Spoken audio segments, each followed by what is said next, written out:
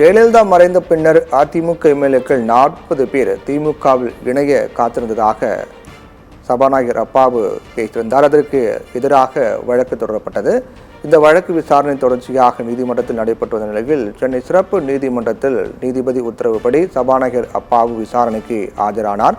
அதைத் தொடர்ந்து வழக்கு விசாரணை 26ஆம் தேதிக்கு ஒத்திவைப்பதாக நீதிபதி அறிவித்திருக்கிறார். ஜெயலலிதாவுடைய மறைவுக்கு பிறகு அதிமுகவில் பல்வேறு உட்கட்சி பிரச்சனைகள் ஏற்பட்டன. அப்போது 2 அணிகளாக பிளவுபட்டது. சசிகலா சிறை சென்றது தொடர்ச்சியாக பல்வேறு உட்கட்சி பிரச்சனைகளை அதிமுக எதிர்கொண்டது.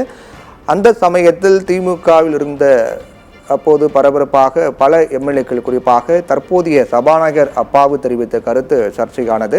கிட்டத்தட்ட 40 எம்எல்ஏக்கள் திமுகவுக்கு வருவதற்கு தயாராக இருப்பதாகவும், ஆனால் நாகரிகம் கருதி அதை வேண்டாம் என்று தற்போதைய முதலமைச்சர் மு.க. ஸ்டாலின் அதை நிறுத்தி வைத்திருந்ததாகவும் சபாநாயகர் அப்பாவு அப்போது தெரிவித்திருந்தார். அந்த கருத்து தொடர்பாக அதிமுகவில் கடுமையான எதிர்ப்பு தெரிவிக்கப்பட்டு நீதிமன்றத்தில் வழக்கு தொடரப்பட்டது.